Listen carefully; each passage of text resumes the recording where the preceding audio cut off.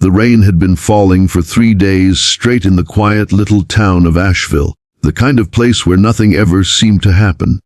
Until that night when everything changed.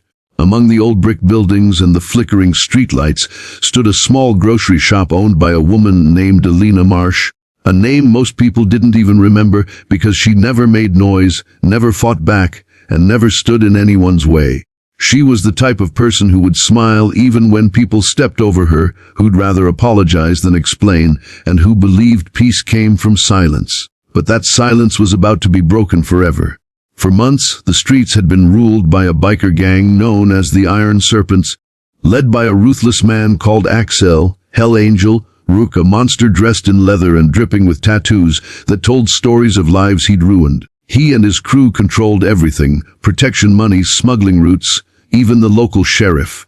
Anyone who defied them disappeared. Elena had learned to keep her head down, paying her dues, closing her shop early whenever their roaring engines echoed down the street. She had lost her husband years ago to a factory fire and was raising her teenage daughter Lily, a quiet girl with big dreams and a kind heart, too kind for a town like this.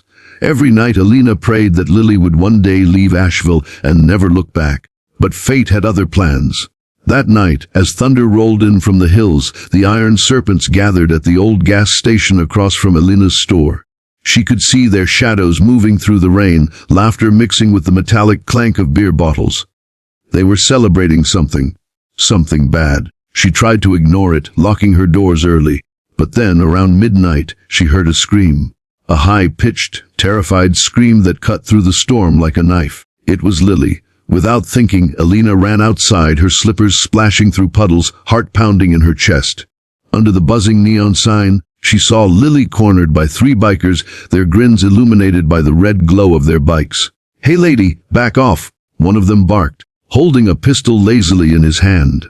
Axel himself stepped forward, his cold eyes locked on Alina. "Your daughter thought she could talk back to my men," he growled. "No, we teach her what happens to people who don't respect power." The world slowed for Alina. She could barely breathe. She felt the rain, the smell of oil, the trembling of her hands, but beneath the fear, something ancient and fierce awoke inside her. She stepped in front of Lily, her arms spread wide. "You'll have to go through me first," she said, her voice shaking but steady enough to make Axel pause for a second. Axel smirked and raised his gun. "Fine," he whispered. "Let's start with you." But before he could pull the trigger, something strange happened.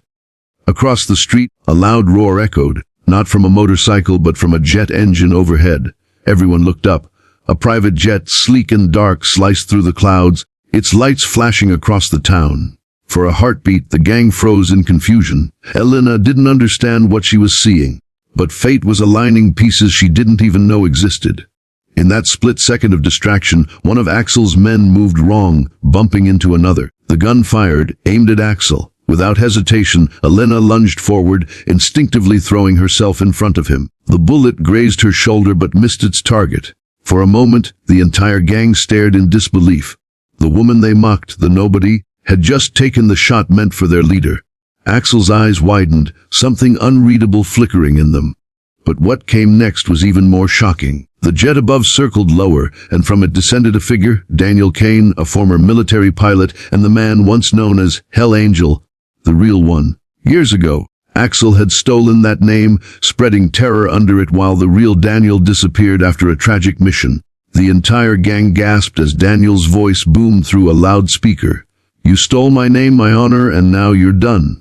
The gang scattered in panic, their engines roaring, but something else was happening in the shadows. Elena, clutching her bleeding shoulder, looked up at Daniel, and for a moment, time froze. She had no idea who he was, but somehow his eyes carried the same pain she'd carried for years.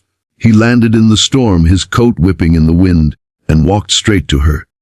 "You didn't have to take that bullet," he said softly. "You're not built for this." Elena managed a faint smile through the pain. "Neither are people built to live in fear," she whispered.